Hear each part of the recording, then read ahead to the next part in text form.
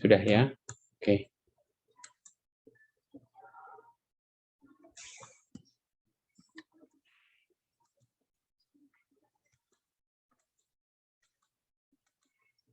Ya, baik. Teman-teman, kita akan membahas tentang sakramen secara umum. Jadi, kita mulai dari pemahaman sakramen itu apa. Ya, sakramen itu berasal dari bahasa Latin sacramentum, yang berarti sumpah perwira ataupun hal yang berhubungan dengan yang kudus. Nah, mulai abad yang kedua, itu sakramentum itu dikaitkan dengan istilah Yunani misterion. Misterion itu berarti misteri, ya, rahasia. Maka di dalam Perjanjian Lama itu misteri ataupun rahasia itu lebih menyangkut kehendak Allah yang terbuka bagi orang-orang tertentu saja, sehingga bagi banyak orang itu merupakan misteri rahasia yang tidak diketahui. Nah, mulai Perjanjian Baru dengan kehadiran Yesus, maka realitas ilahi, yang ilahi itu mulai dibuka bagi para murid oleh Yesus sendiri, ya. Jadi Yesus mulai menyingkapkan realitas ilahi yang sebelumnya itu menjadi rahasia, itu diungkapkan kepada para murid. Dengan demikian, sakramen ataupun misterion dalam bahasa Yunani itu dipahami sebagai rencana Allah yang dinyatakan kepada manusia.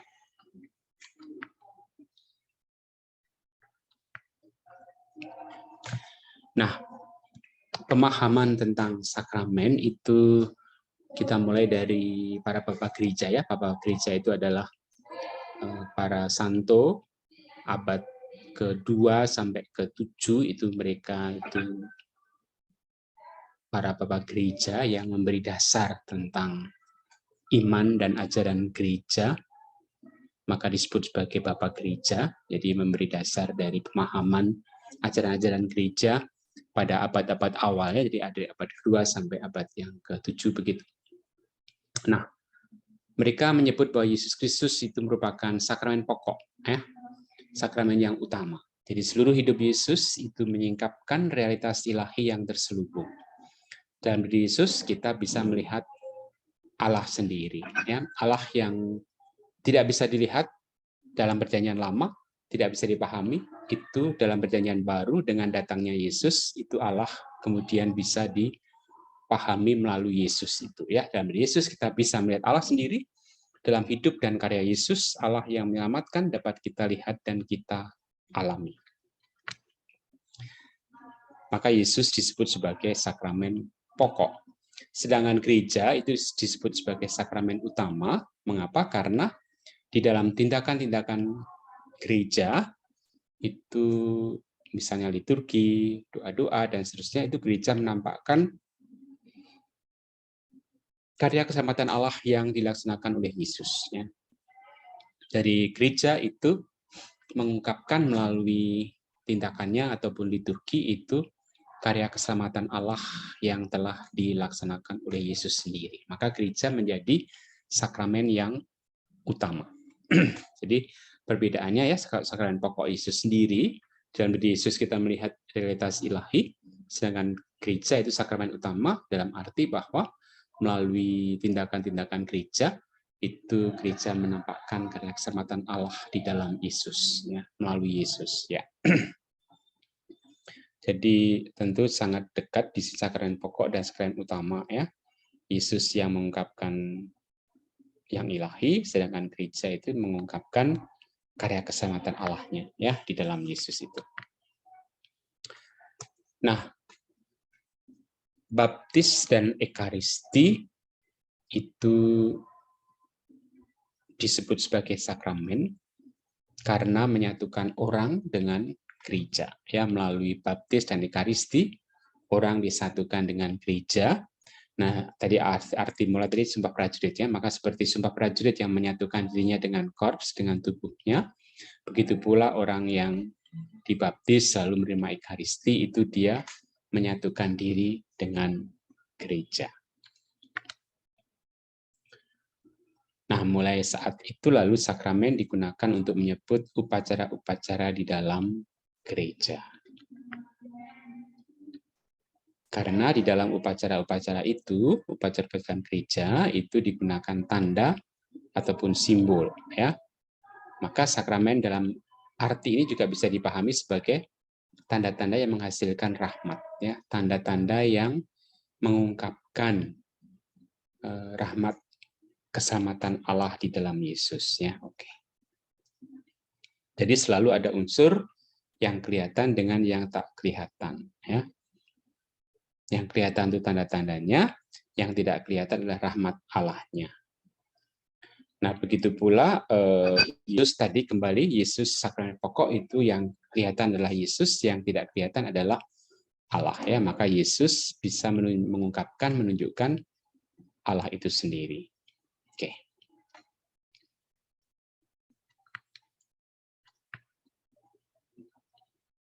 Nah, di Konsili Firenze pada abad yang ke-15 tahun 1439, gereja menetapkan 7 sakramen, ya.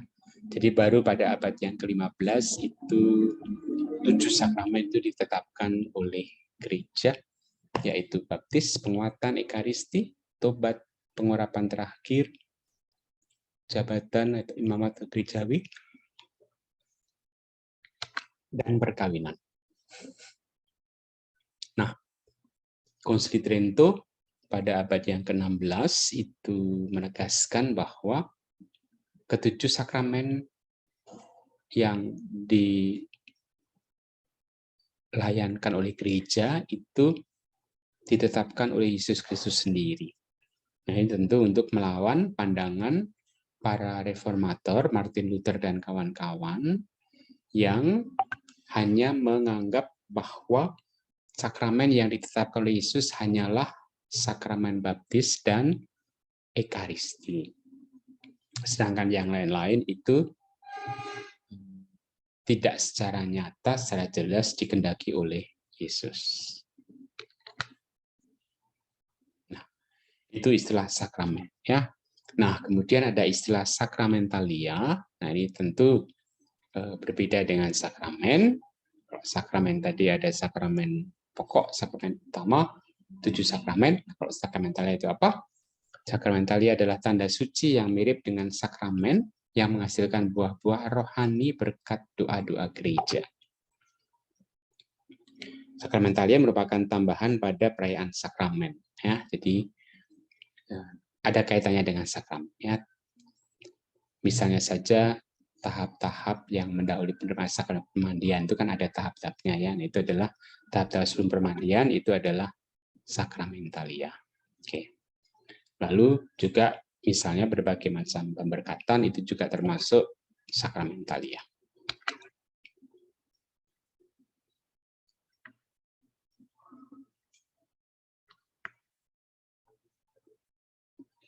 Nah, sakramen itu bisa dilihat sebagai tanda keselamatan Allah. Ya. Di dalam agama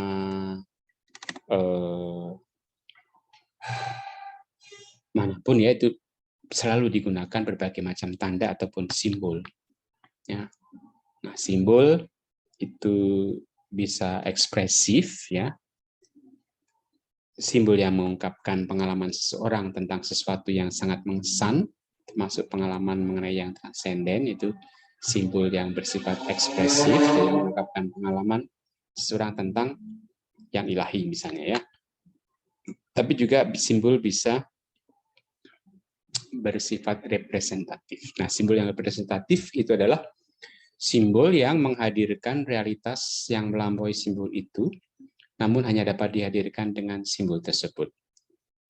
Jadi simbol yang menghadirkan realitas yang melampaui simbol itu dan hanya dapat dihadirkan dengan simbol tersebut, ya. Misalnya hosti, ya, ekaristi, hosti, ekaristi. Jadi hostinya itu karena simbol, tanda. Tapi itu menghadirkan realitas yang melampaui tanda itu. Jadi itu bukan sekedar roti, tetapi tubuh Kristus sendiri. Ya. Nah, maka tubuh Kristus dihadirkan melalui simbol representatif itu, hosting. Begitu pula nanti yang lain-lain ya. Oke. Nah, sakramen kaitannya dengan simbol merupakan simbol ekspresif dan sekaligus juga representatif.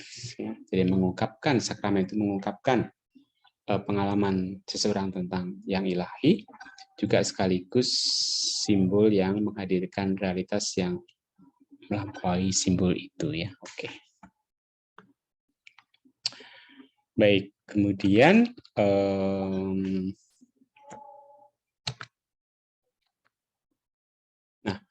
Yesus Kristus sebagai sakramen Allah Bapa. Ya, tadi Yesus Kristus disebut sebagai sakramen pokok ya. Yesus Kristus merupakan sakramen Allah Bapa. Melalui hidup dan karya Yesus, tindakannya, penyembuhan, pengusiran setan, penyerahan dirinya bagi manusia, dan juga sabdanya, kata-katanya, itu semuanya menghadirkan Allah dan juga karya keselamatannya di dunia untuk seluruh ciptaan. Maka di sini dalam arti ini Yesus merupakan simbol representatif dari Allah. Ya, jadi menghadirkan Allah. Yesus itu menghadirkan Allah sekaligus hanya Yesuslah ya yang dapat menghadirkan Allah itu. Ya, oke. Sekaligus Yesus Kristus adalah simbol ekspresif dari manusia. Artinya bahwa Yesus melalui ketaatan dan penyerahan dirinya kepada Allah adalah jalan manusia menuju kepada Allah.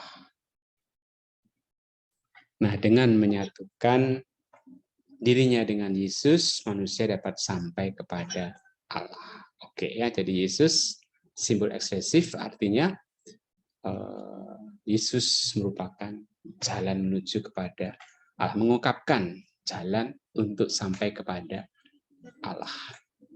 Nah, maka kalau kita menyatukan diri dengan Yesus, maka kita akan sampai kepada Allah.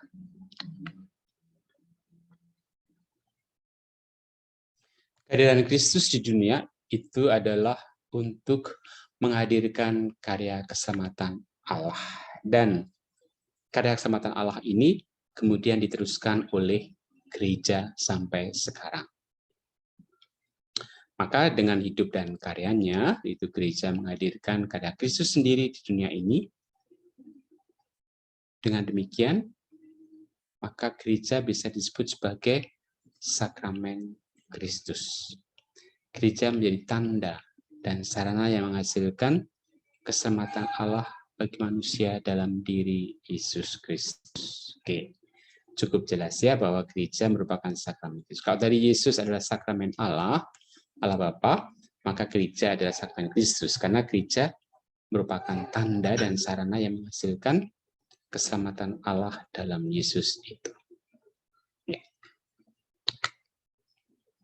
Nah, gereja dalam Kristus itu bagaikan sakramen, yakni tanda dan sarana persatuan mesra dengan Allah dan kesatuan seluruh umat manusia. Nah, maka di dalam Kristus ya, gereja sendiri itu dalam Kristus bisa dilihat sebagai sakramen ya, karena merupakan tadi ya tanda sarana persatuan dengan Allah dan juga kesatuan seluruh umat manusia. Gereja menjadi sakramen ilahi, sakramen keselamatan Allah.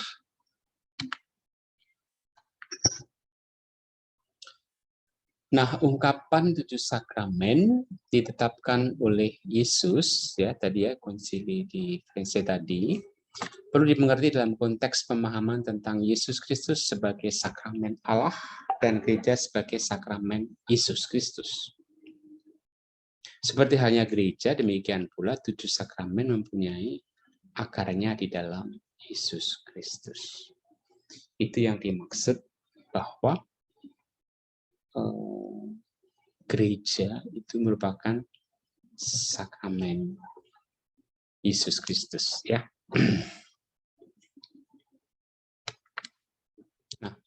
Sakramen-sakramen itu mempunyai daya guna berkat kehidupan, wafat, dan kebangkitan Kristus, dan dirayakan sebagai oleh gereja yang bersatu dengan Kristus yang telah bangkit. Jadi, seluruh sumber sakramen itu adalah hidup, wafat, dan kebangkitan Kristus sendiri. Dan dirayakan oleh gereja yang bersatu dengan Yesus yang bangkit. Oke, sekarang ini juga cukup jelas ya, bahwa sakramen itu berdaya guna berkat Yesus sendiri. Ya, oke. Oke, baik. Nah, sakramentalitas gereja itu dinyatakan di dalam tindakan-tindakannya, ya, khususnya ritus dan ibadah ataupun ibadat melalui 7 sakramen itu. Ya, oke. Jadi gereja merupakan sakramen utama, lalu menjadi nyata di dalam ketujuh sakramen itu. Ya, oke. Maka 7 sakramen merupakan puncak sakramentalitas gereja. Melalui 7 sakramen, karya keselamatan Allah dihadirkan bagi umat sekaligus ditanggapi oleh umat melalui ibadah ataupun ibadat. Ya, karya keselamatan Allah dalam Yesus itu dihadirkan bagi umat oleh gereja dan ditanggapi oleh umat melalui ibadat itu. Oke. Di sini, Ekaristi merupakan pusat dan puncak pelaksanaan diri gereja dalam liturgi sakramental. Sehingga Ekaristi memang merupakan pusat ya dari sakramen yang ada. Sakramen inisiasi yaitu baptis dan krisma, sakramen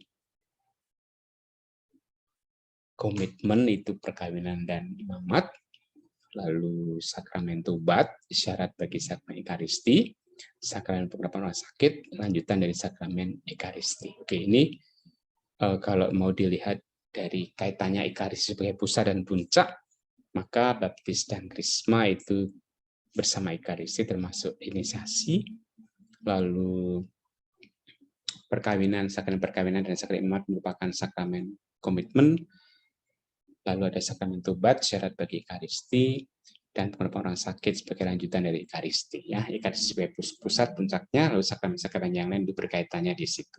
Ya. Nah, sakramen itu mempunyai beberapa unsur ya. Pertama, tanda yang kelihatan. Selalu jadi sakramen adalah tanda yang kelihatan untuk menunjuk sesuatu yang tidak kelihatannya, yang ilahi, rahmat. Nah, tanda yang kelihatan itu ada materia, ada forma, ada pelayannya. Ya. Apa itu materi?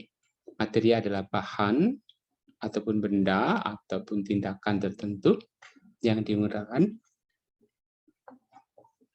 sebagai tanda sakramen. Lalu formanya itu adalah kata-kata yang diucapkan oleh pelayan sakramen yang menjelaskan materia sehingga materia mempunyai arti sakramental. Jadi tanpa forma materi ya tidak menjadi sakramen, ya tetap materi. Dengan forma yang ada dengan kata-kata yang diucapkan oleh pelayan sakramen, maka materia diubah menjadi sakramen. Ya. Lalu pelayan sakramen itu jelas orang yang melaksanakan penerimaan atau perayaan sakramen.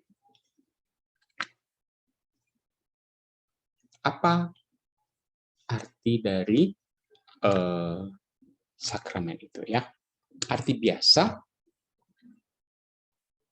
yaitu arti manusiawi dari tanda yang kelihatan yang terbentuk menurut budaya tertentu. Jadi misalnya roti, anggur, ya, roti dan anggur itu kan budaya Yahudi, ya, oke, pada waktu itu. Arti rohaninya makna keselamatan yang ada. Contoh air sebagai pembersih itu arti biasanya, dan tanda penyelamatan bagi orang yang dibaptis itu arti rohaninya. Roti sebagai makanan itu arti biasa, dan tanda pemberian diri Yesus pada semua muridnya itu arti rohaninya. Oke, begitu seterusnya ya. Oke. Nah, sekarang tujuan dan akibat. Di sini kita membedakan 3 istilah ini ya. Sacramentum tantum, res tantum, dan sacramentum et res.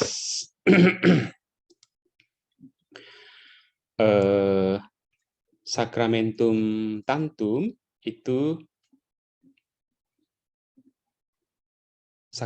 tantum itu adalah ritus ataupun upacara, ya, tindakan beserta forma ataupun kata-kata sebagai sarana dan tanda yang dikehendaki oleh Allah.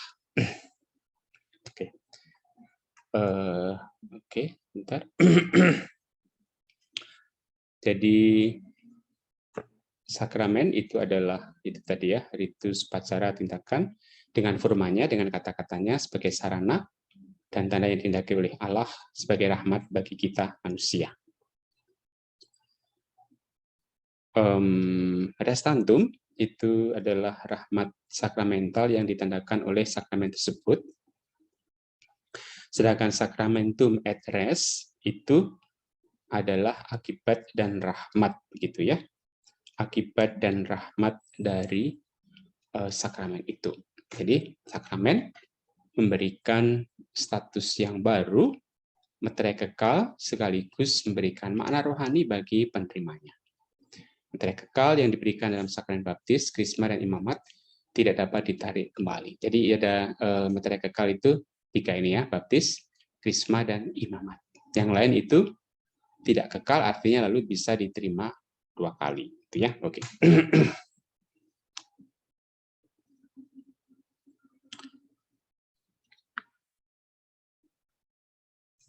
Nah, syarat-syarat sakramen ya, oke. Dibedakan menjadi 2, demi sahnya ad validitatem dan demi boleh dan layaknya ad licitatem. Nah, demi sahnya ad validitatem itu artinya bahwa syarat-syarat yang harus dipenuhi supaya sebuah upacara sakramen menjadi sah. Jadi untuk sah ada syarat yang harus dipenuhi. Nah, untuk disebut layak itu syarat yang diperlukan supaya sebuah sakramen boleh diterima ya. Oke. Jadi yang pertama itu valid, supaya valid itu menjadi sah sakramen. Yang kedua itu layak boleh diterima ya. Layak boleh diterima itu juga membutuhkan syarat-syarat tertentu ya. Oke. Maka kedua persyaratan itu tersebut ya menyangkut 3 unsur, yaitu upacara, penerima, dan juga pelaku ataupun pelayannya ya. Nah, maka bila salah satu unsur tidak terpenuhi, maka secara yuridis terhukum sakramen menjadi tidak sah. Oke. Nah, sekarang itu rahmat dan sakramennya ya. Oke. Nah, sakramen itu menghasilkan rahmat. Jadi dengan sakramen lalu kita memberi rahmat Allah. Allah sebagai pemberi rahmat, lalu kita manusia menanggapinya ya. Nah, di sini lalu ada istilah yang dinamakan ex opere operato, yaitu berkat karya yang dikerjakan, opera itu kerja ya. Berkat karya yang dikerjakan, kalau satu sakramen dikerjakan dengan benar oleh pelayan sakramennya sah, maka rahmat Allah akan diberikan. Itu ex opere operato ya. Jadi berkat misalnya pembaptisan ya, dengan mencurahkan air itu gitu ya. Itu dilakukan oleh diakon, oleh imam, uskup, lalu rahmatnya itu akan diberikan. Itu ex opere operato. Jadi keselamatan dikerjakan oleh Allah dan tidak tergantung pada diri si pelayan, tetapi jadi pelayannya entah batas atau tidak, itu rahmat tetap akan diberikan.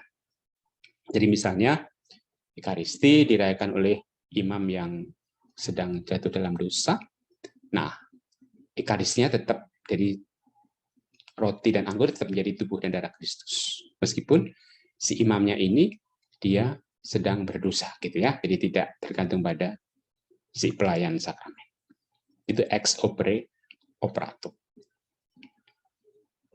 Nah, lalu ada istilah ex opere operantis. Nah, operantis itu yang mengerjakan. Berkat karya yang mengerjakan, Maka rahmat Allah diberikan karena kesucian hidup pelayan sakramen itu yang mengerjakan sakramen itu.